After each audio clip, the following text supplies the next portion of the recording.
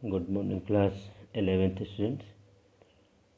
इससे पहले वाले वीडियो में हमने सम बेसिक कॉन्सेप्ट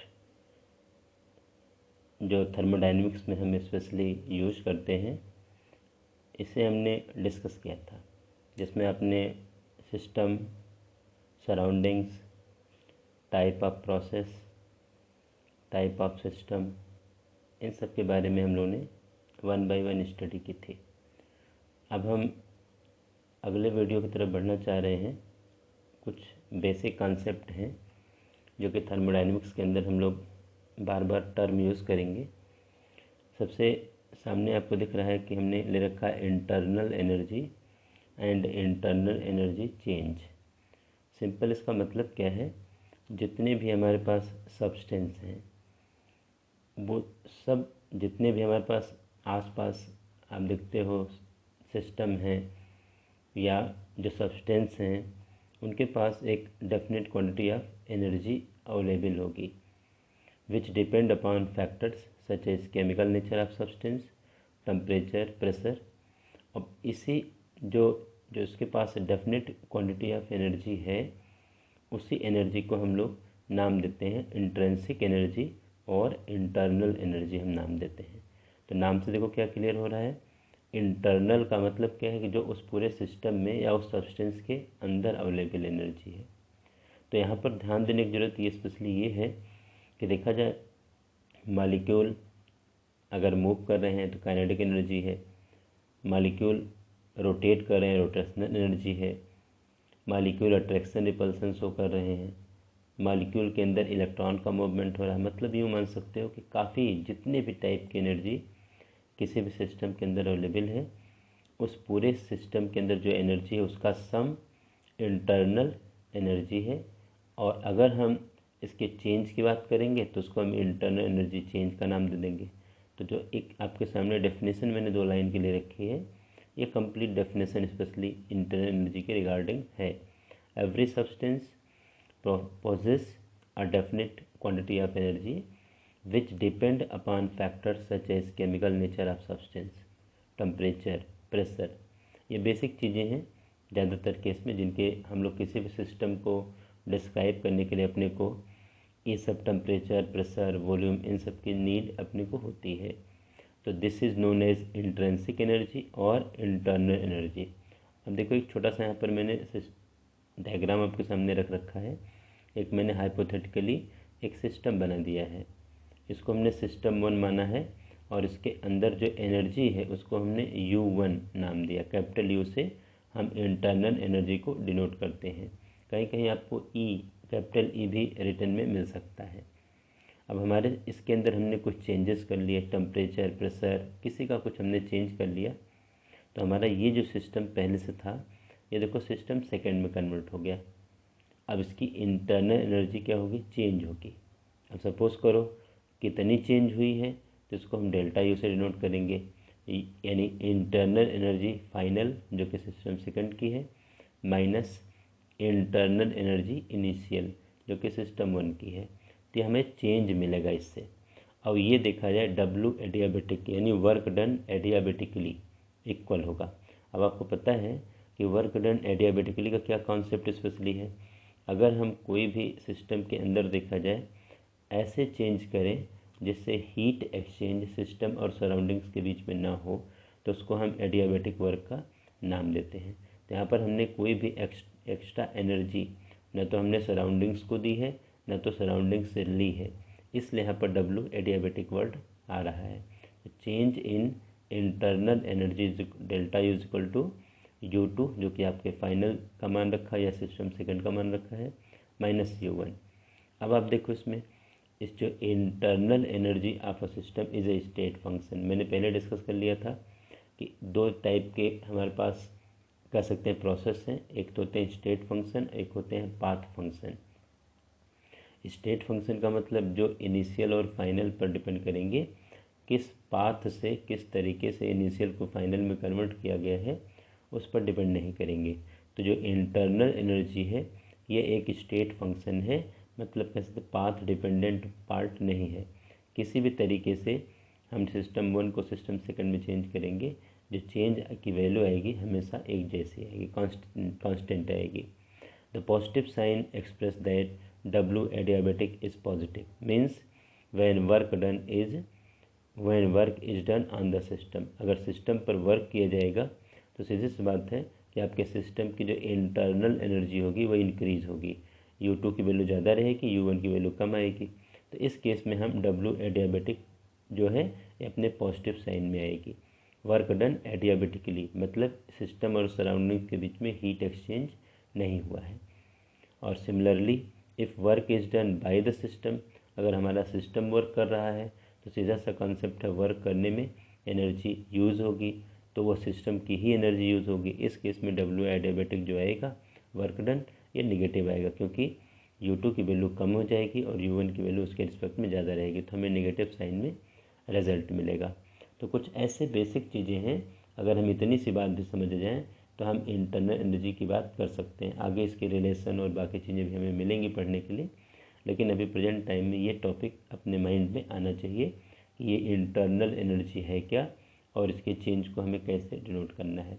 सबसे मेजर बात यहाँ पर क्या है कि जो इंटरनल एनर्जी है ये स्टेट फंक्शन है, ये किसी कीमत पर आपको नहीं भूलना है, क्योंकि अगर क्वेश्चन कभी आए व्हाट इज स्टेट फंक्शन तो डेफिनेशन के बाद आपको एग्जाम्पल देना पड़ेगा। तो एक एग्जाम्पल आपके लिए इंटरनल एनर्जी ऑलरेडी अवेलेबल है, इसको थोड़ा सा आप लोग ध्यान से समझिएगा। अब हम इसके आगे अगले टॉपिक की तरफ मूव कर रहे हैं। इसके आगे देखिए हम अगले टॉपिक की तरफ बढ़ रहे हैं, जो कि अपने थर्मोडायनेमिक्स का काफ़ी इंपॉर्टेंट टॉपिक है, पार्ट है, mode of transference of energy between system and surroundings. System और सराउंडिंग्स के बीच में एनर्जी का ट्रांसफ़र किस मोड से किस तरीके से हो सकता है। तो इसमें देखा जाए हम लोग इसमें दो तरीके की बात करेंगे। एक तो हीट प्रोसेस इनटू और आउट ऑफ द सिस्टम, मतलब हीट जो है सिस्टम से बाहर हो जाए या सिस्टम के अंदर आ जाए।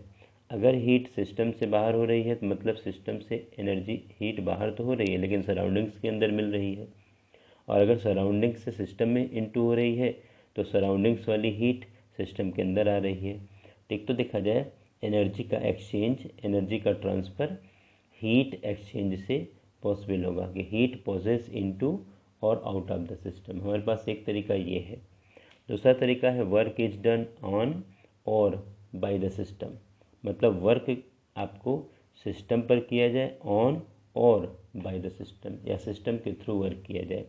अब ये दोनों चीज़ें क्या हैं हम लोग इसको सिंपली समझ सकते हैं। फर्स्ट वाली चीज़ तो आपके लिए बड़ी कॉमन है, जो कि ज़्यादातर आप लोगों को पता है कि every energy is exchanged between the system and the surroundings as heat if they are at different temperature. यानी हीट के फॉर्म में एनर्जी एक्सचेंज तभी हो सकती है जब ये दोनों सिस्टम और सराउंडिंग्स के बीच में टेम्परेचर का डिफरेंस होगा।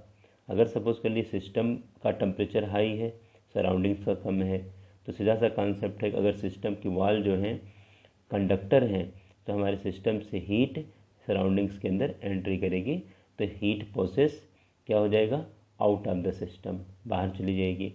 अगर हमारा सिस्टम की वॉल जो है कंडक्टर है और सिस्टम का टेम्परेचर लोअर है, सराउंडिंग्स का हायर है, तो ऐसे केस में एनी सराउंडिंग से एनर्जी सिस्टम के अंदर आएगी।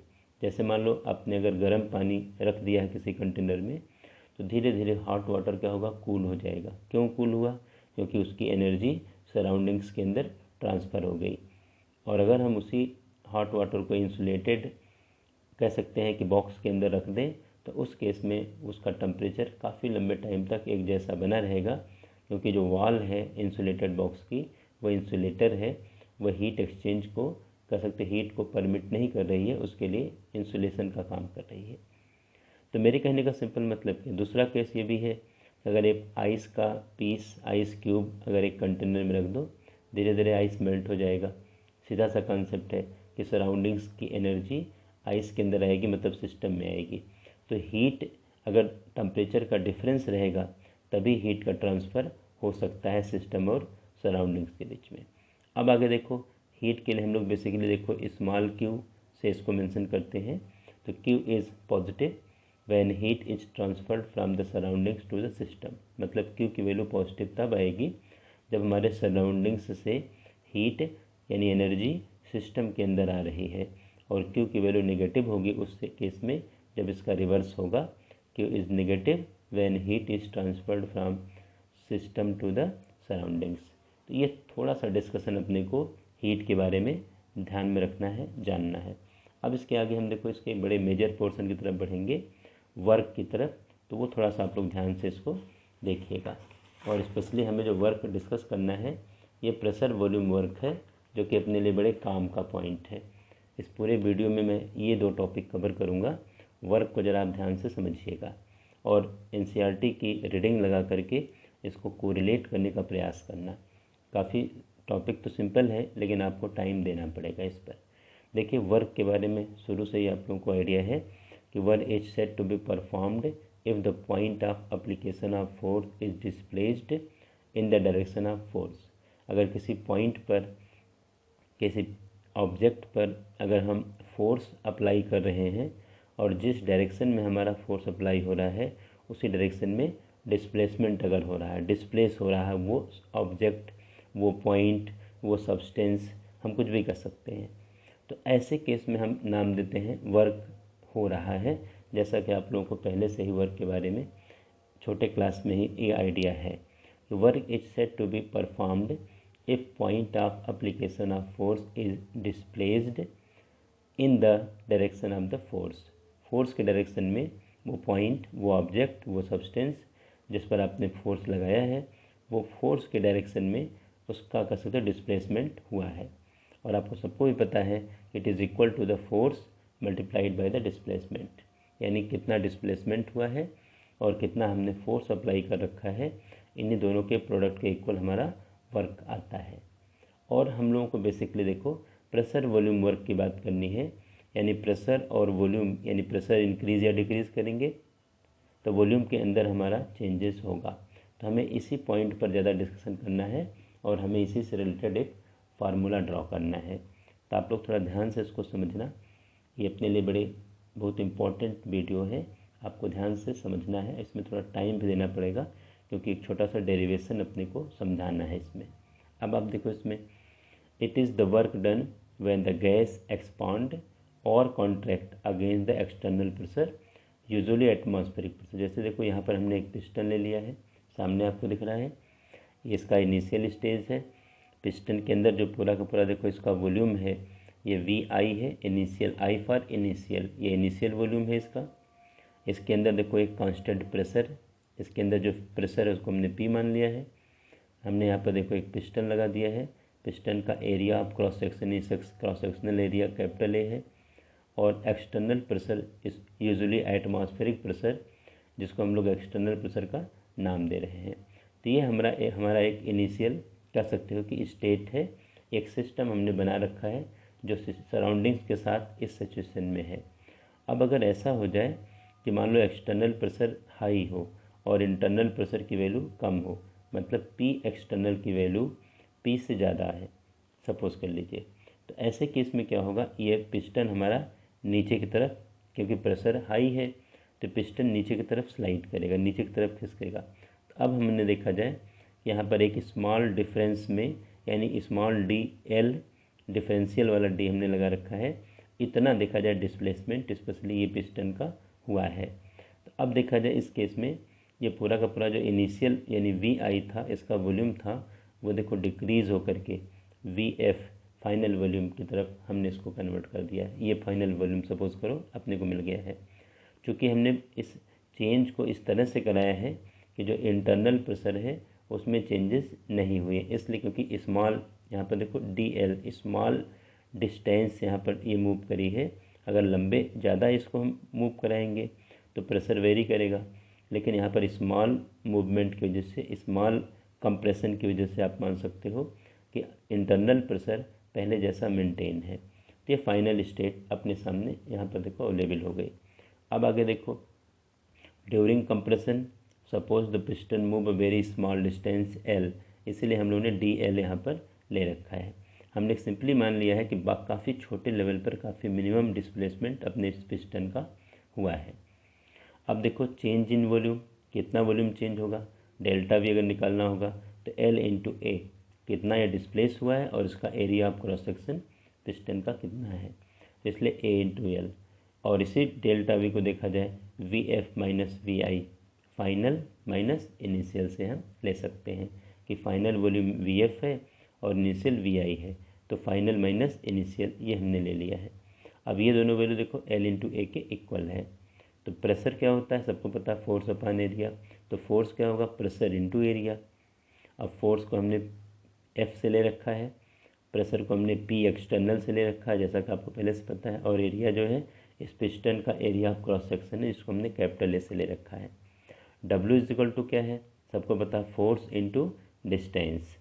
फोर्स हमारे सामने क्या आ गया देखा जाए, पी एक्सटर्नल इंटू ए, ये तो फोर्स से आ गया। और डिस्टेंस कितना मूवमेंट हुआ पिस्टन का, स्मॉल एल मूव हुआ है इसलिए मल्टीप्लाइड बाई एल। अब आपको पता है कि इस केस में देखा जाए पी एक्सटर्नल और ए इंटू एल, ये पूरा सिस्टम क्या बन गया, डेल्टा वी बन गया। डेल्टा वी इसलिए क्योंकि देखा जाए ये एरिया ऑफ क्रॉस सेक्शन है और ये डिस्प्लेसमेंट है, तो इन दोनों को प्रोडक्ट कर दिया तो ये डेल्टा वी वॉल्यूम चेंज आया। चूँकि यहाँ पर देखा जाए फाइनल माइनस इनिशियल, फाइनल की वैल्यू कम है, इनिशियल की वैल्यू ज़्यादा है, इसलिए डेल्टा वी का जो रिजल्ट आएगा वो माइनस साइन में आएगा। इसलिए हम लोगों ने यहाँ पर देखो माइनस साइन मेंशन कर रखी है, ध्यान देना इसको। अब अगर इसका हम मल्टीप्लिकेशन इसके साथ करेंगे तो माइनस देखो बाहर आ जाएगा, तो minus P external delta we बन जाएगा। अब हमारा ये रिलेशन बन गया minus P external delta we. अब हम क्या करेंगे, डेल्टा वी को फिर उसी तरह से माइनस पी एक्सटर्नल को तो ऐसे रहने देंगे, और यहाँ पर देखो डेल्टा वी को V F minus V I consider कर लेंगे, यानी फाइनल माइनस इनिशियल। अब एक नॉर्मल इक्वेशन बनाना चाह रहे हैं। अभी तक हमने केवल कंप्रेशन वाले केस को डिस्कस किया है, लेकिन अब हमारे लिए एक नॉर्मल इक्वेशन बन जाएगा। जैसे देखिए डब्ल्यू की वैल्यू, अगर सपोज करो हमारा पिस्टन कॉन्ट्रैक्ट हो रहा है तो यहाँ पर क्या होगा, work done on the system हो रहा है, ध्यान देना मेरी बात, ऑन द सिस्टम। फाइनल की वैल्यू कम लोअर होगी, इनिशियल की वैल्यू ज़्यादा आएगी, तो ये पूरा रिजल्ट हमारा माइनस में आएगा, और पहले माइनस साइन लगी हुई है तो ये पूरा रिजल्ट प्लस में आ जाएगा। मतलब डब्ल्यू जो है वर्क डन पॉजिटिव होगा। तो कहने का मतलब क्या है कि अगर work done on the system हो रहा है तो डब्ल्यू की वैल्यू पॉजिटिव आएगी।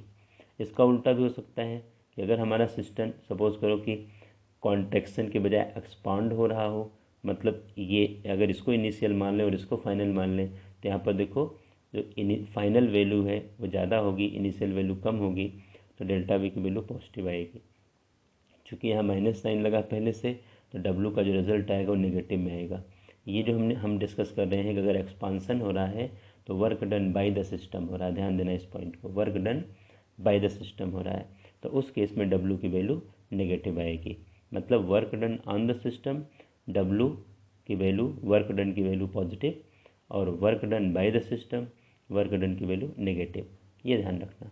If there is no change in volume, अगर कोई वॉल्यूम में चेंज हुआ ही नहीं तो उस केस में डेल्टा वी की वैल्यू जीरो आएगी, और no work is done by the system, system के थ्रू कोई भी वर्क नहीं किया गया।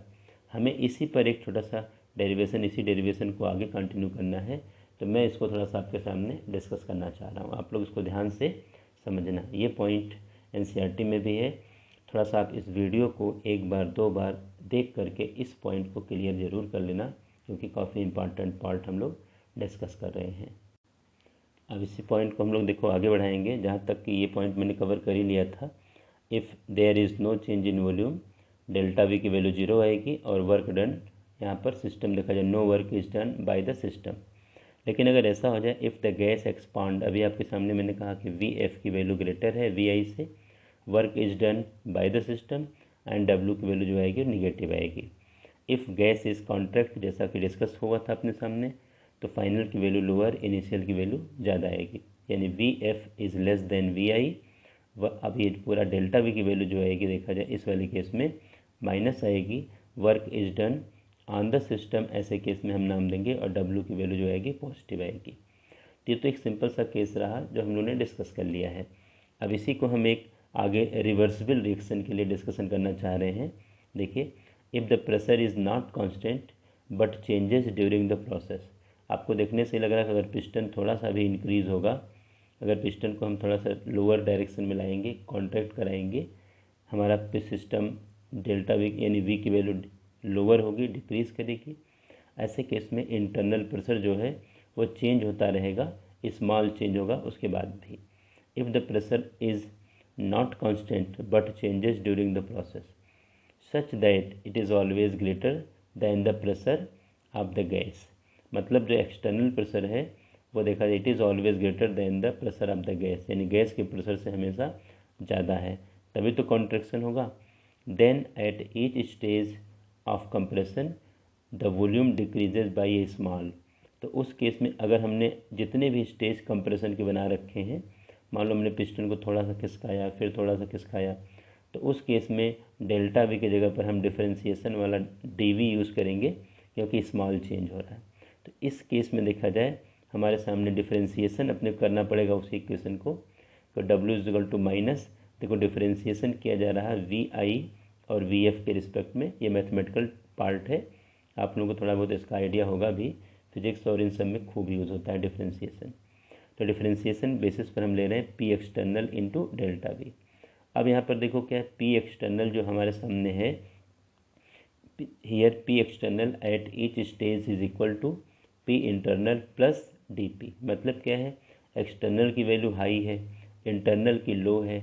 कितना यह हाई है, जितना हमने यहाँ पर देखो इसमें प्लस किया है, दे रखा ना, P external at each stage is equal to P internal plus DP। मतलब स्मॉल चेंज, जो प्रेशर का थोड़ा सा वेरिएशन है वो DP, इसलिए यहाँ पर भी डिफरेंशिएशन के अकॉर्डिंग हमने DP लगा रखा है। तो अब इस केस में अगर ये, इस केस में ये तो रहा सिस्टम अगर हमारा कॉन्ट्रैक्ट हो रहा है। Similarly in an expansion process, अगर मान लो सिस्टम एक्सपांड हो रहा है तो उस केस में जो एक्सटर्नल प्रेशर आएगा ये इंटरनल से लोअर होगा, क्योंकि इंटरनल हाई है तभी एक्सपांसन हो रहा है। तो कितना ये देखा जाए यहाँ पर वैल्यू ज़्यादा है, माइनस DP, यानी P एक्सटर्नल देखा जाए P इंटरनल माइनस DP के इक्वल आएगा। अब आपको दिख रहा है कि अगर एक जनरल केस हम बना लें इस केस में, तो P एक्सटर्नल तो P internal plus minus DP, मतलब ये पॉजिटिव वाला केस, कॉन्ट्रैक्शन वाला और ये एक्सपांसन वाला, दोनों को हमने एक समराइज करके जनरल इक्वेशन बना लिया। तो अब आगे देखा जाए, such process are called reversible process. इसी प्रोसेस को हम रिवर्सिबल रिएक्शन का नाम देते हैं, क्योंकि हमारा सिस्टम या हमारा प्रोसेस दोनों डायरेक्शन में कर सकते हो, मूव कर रहा है बाय डूइंग स्मॉल चेंज, इसलिए ये ध्यान रखने की जरूरत है। अब आगे इसी केस को, तो W जो हमने यहाँ पर मेंशन किया था, अब इसको W रिवर्सिबल रिएक्शन के लिए हम W की बात कर रहे हैं। तो डिफरेंशिएशन देखा जाए इनिशियल टू फाइनल के रिस्पेक्ट में P एक्सटर्नल DV। अब P एक्सटर्नल वाले प्लेस पर हम ये लगा दें term P internal plus minus DP into DV। अब जब आप इस ब्रैकेट को पूरा ओपन करोगे तो देखा जाए हमारे सामने क्या आएगा, P इंटरनल DV, एक तो ये आ जाएगा और एक DP इंटू DV आ जाएगा। तो DP और DV ये बहुत स्मॉल चेंज है, तो स्मॉल चेंज होने के नाते हम इसको देखा जाए, देखो since DP and DV is very small we can write, हम क्या लिख सकते हैं इसमें देखा जाए, W reversible is equal to VF। हम डिफ्रेंशिएशन तो कर ही रहे हैं इनिशियल और फाइनल के रिस्पेक्ट में, तो minus P internal into DV, क्योंकि ये स्मॉल है तो इसको हम निगलेक्ट कर सकते हैं। अब अगले केस में अपने पास देखा जाए ये रिलेशन बन गया। अब आपको पता है कि जो हम आइडियल गैस इक्वेशन जो यूज़ करते हैं एन मोल के लिए, तो PV is equal to NRT, तो P is equal to NRT upon V। तो P इंटरनल वाले प्लेस पर हमने NRT अपान V को पुट कर दिया, तो W reversible is equal to minus differentiation की sign NRT DV upon V, ये हमने टर्म लगा दिया। अब इसका देखा जाए डिफरेंशिएशन करने से देखा जाए माइनस NRT ln, ये नेचुरल लॉग है, VF अपान VI बन जाएगा, फाइनल माइनस इनिशियल। तो अब इसी केस को देखा जाए नेचुरल लॉग को हम कॉमन लॉग में कन्वर्ट करेंगे, तो कभी भी नेचुरल लॉग को अगर हम कॉमन लॉग में कन्वर्ट करते हैं तो ln x is equal to 2.303 log x। तो इस पूरे वैल्यू में देखा जाए W reversible is equal to minus 2.303 NRT log VF upon VI, क्योंकि हम लोगों ने इस नेचुरल लॉग को कॉमन लॉग में कन्वर्ट कर लिया। एक चीज़ और समझाना चाहेंगे कि प्रेशर और वॉल्यूम का देखो इन्वर्स रिलेशन रहता है, तो अगर हम वॉल्यूम के रिस्पेक्ट में ये रिलेशन हमारे सामने बना, प्रेशर के रिस्पेक्ट में अगर लेना चाहें तो W reversible is equal to minus 2.303 NRT log VI upon VF। ये हमारा देखा जाए स्पेशली प्रेशर के अकॉर्डिंग है। यहाँ पर फाइनल अपान इनिशियल है, तो ये इनिशियल अपान फाइनल, क्योंकि प्रेशर और वॉल्यूम का इन्वर्स रिलेशन है। तो इतनी सिंपल सी चीज़ों का डिस्कशन अपने को करना है। आप लोगों को इसको थोड़ा सा ध्यान से समझने की ज़रूरत है। मेरे कहने का मतलब स्पेशली ये है। यहीं पर छोटे छोटे पॉइंट्स और हैं, मैं थोड़ा उसकी बात कर लूँ आपके साथ। एक छोटा सा पॉइंट देखिए, फ्री एक्सपांसन के नाम से आता है, कभी कभी क्वेश्चन भी आता है कि फ्री एक्सपांसन क्या है। Expansion of gas in vacuum, vacuum का मतलब क्या है, एक्सटर्नल प्रेशर की वैल्यू 0 है, तो इस केस में हम उसको नाम देते हैं free expansion. No work is done during free expansion of an ideal gas, कोई भी आइडियल गैस अगर उसमें फ्री एक्सपांसन हो रहा है, मतलब एक्सटर्नल प्रेशर की वैल्यू 0 है, वैक्यूम के अंदर एक्सपांसन हो रहा है, वर्क डन की वैल्यू 0 आएगी। फॉर आइसोथर्मल इरिवर्सिबल चेंज, जैसा कि हमें पहले से ही पता है कि Q is equal to minus W, और अभी हम लोगों ने W की वैल्यू पीछे ले रखी थी minus P external VF upon VF minus VI, तो माइनस वाली वैल्यू माइनस माइनस प्लस हो जाएगा, तो P external VF minus VI। For isothermal reversible change, अभी हम लोगों ने जस्ट डिस्कस किया Q is equal to minus W, और W इजिकल टू हमारे सामने क्या था, minus 2.303 NRT log VF upon VI, तो माइनस डब्ल्यू होने के नाते ये जो माइनस वाली साइन थी ये देखा जाए प्लस में कन्वर्ट हो गई, 2.303 NRT log VF upon VI। For adiabatic change, पता है एडियाबेटिक चेंज में सिस्टम और सराउंडिंग्स में हीट एक्सचेंज होता ही नहीं, एनर्जी एक्सचेंज नहीं रहता, तो Q इजिकल टू 0। तो डेल्टा U जो इंटरनल एनर्जी चेंज आएगा वो W एडियाबेटिक के इक्वल आएगा। इतना डिस्कशन आप लोग अच्छी तरह से करना, समझना थर्मोडायनेमिक्स का। अब इसके आगे हमारा फर्स्ट लॉ थर्मोडायनेमिक्स और उसके आगे वाले कॉन्सेप्ट डिस्कस होंगे। Thank you.